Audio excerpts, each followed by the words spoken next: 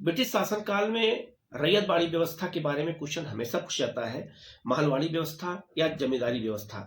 ये बहुत महत्वपूर्ण इसलिए है क्योंकि ब्रिटिश शासनकाल में जो भू राजस्व व्यवस्था लागू की गई थी, उसमें रैयतवाड़ी व्यवस्था सबसे ज्यादा जो है क्षेत्र में लागू की गई थी, 51% क्षेत्र में। तो इसके बारे में आप डिटेल में देख लीजिएगा, जरा आप मैप देखिएगा। रैयतवाड़ी व्यवस्था के जन्मदाता थे थॉमस मुनरो और कैप्टन रीड। ये क्वेश्चन बार बार पूछा जाता है कि इससे कौन अंग्रेज अधिकारी जुड़ा हुआ है। दूसरा, ये ब्रिटिश शासन के 51% क्षेत्रों पे लागू थी। ये बहुत महत्वपूर्ण है। इसके अलावा ये सर्वप्रथम ये व्यवस्था तमिलनाडु के बारामहल जिले में लागू की गई थी। ये भी बहुत महत्वपूर्ण है।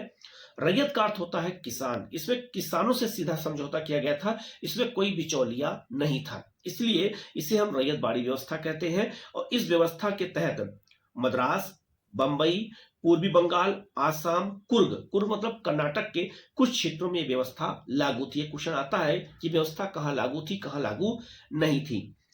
इसमें स्वयं किसान भू राजस्व जमा करते थे और ले आकर के वो जो है कलेक्ट्री में जमा करते थे, कलेक्टर के पास। इसीलिए उसका नाम कलेक्टर रखा गया था, क्योंकि वो कलेक्ट करता था भू राजस्व को।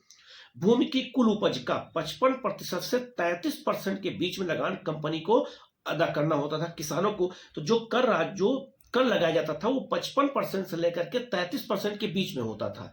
वो या तो 55% हो सकता है अधिकतम, और मिनिमम 33% हो सकता है। तो 51% क्षेत्रों में व्यवस्था लागू थी।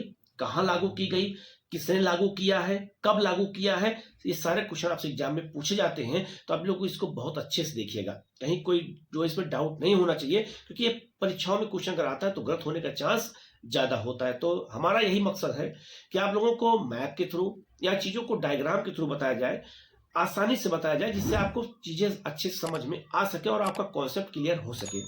तो लोग चैनल को जो सब्सक्राइब कर लीजिएगा, क्योंकि इसी तरह की जानकारी हम आपको लगातार देते रहेंगे। Okay, thank you.